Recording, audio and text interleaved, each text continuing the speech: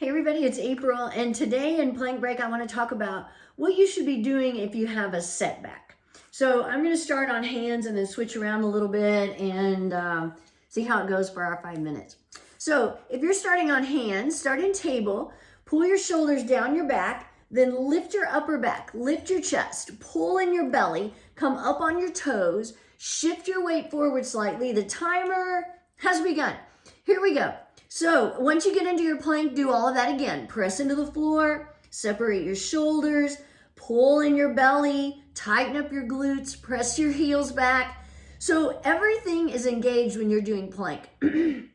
You are working your arms, your shoulders, your abs, your glutes, your legs, and you're really working on that nice long spine, which helps improve your posture. So I've just ticked off a whole bunch of great reasons why you should be planking if you're not already.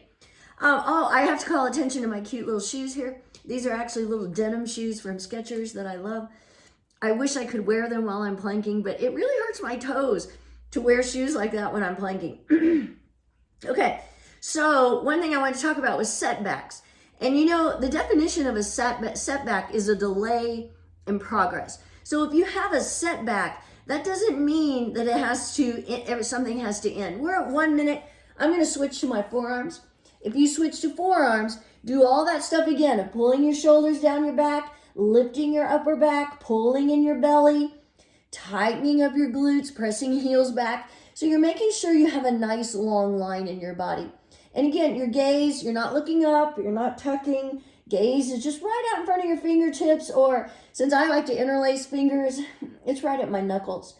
But it's actively engaging your abs is where you're going to get the biggest benefit of all.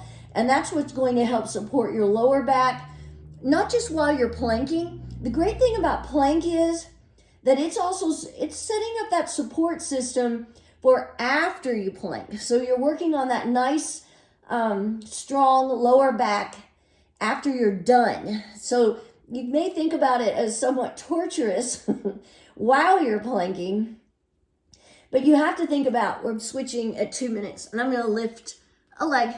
You have to think about the real benefit is what happens after you plank. So even though you may hate life while you're doing it, think about what's going to be so great afterwards.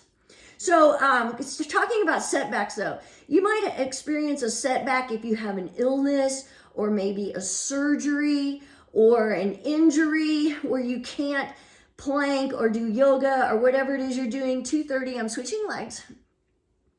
And sometimes we can use setbacks as an excuse to not get back to what we were doing. And that's not the case. You know, like when I had my hip replacement, I could have used that. That was a setback. It was a setback in my handstands, in planking, in so many things that I was doing. But I knew that once I had my hip replaced and went through the recovery and did what I needed to do, 3 minutes, I'm going to do side plank forearms. That I would be back at it again. I'd be able to do handstands again. I could do hot yoga again. And I did. I did all those things when I went back to it. So I had my setback, but I didn't use that as a definitive. It wasn't, oh, I've had this done and now I can never do this again. Now, there are a few things maybe I can't do because of my hip replacement, but that's okay. 3:30, I'm going to switch because like one of them is running. I could care less about running, so no big deal for me. But I will have to say, I went online and I have found where there are lots of people who started off as runners, had a hip replaced, and then ran again because they were determined. And you don't let a setback take over your life. And the other bad thing about setbacks is they can sometimes take over your mind. You know, you have this bad thing happen. 4 minutes, I'm switching back to regular plank on my forearms, adjusting wardrobe. Press into the floor again, pull in your belly again. So you don't want to let that setback take over your life. See it as what it is. It's a delay. Maybe it sets you behind for a little while, but so what? You still have the rest of your life that you don't have to let that setback determine, the course of what you're doing. 4:30, So don't let a setback keep you from getting back to your planking or back to your yoga or whatever you were doing.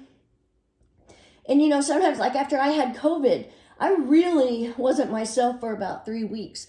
That was a setback, but I got right back in as soon as I could. And yeah, you might have to start not from the beginning, but start not where you were before, and that's okay. 5 minutes, I'm gonna hold a few seconds longer. I didn't get to plank yesterday, but I did a whole bunch of handstands. You can go to my handstanding grandma page or the April Nading Facebook page or my Instagram, and I posted the story that one of the TV stations did while I was in Louisville of my handstanding antics. So you can go see that if you want, or you can go to the WDRB website. Okay, so if you're having a setback, you know what? Just take it as it is. Do whatever it is you need to do to get past that setback and then start all over. Keep going. You can do it. Have a great day.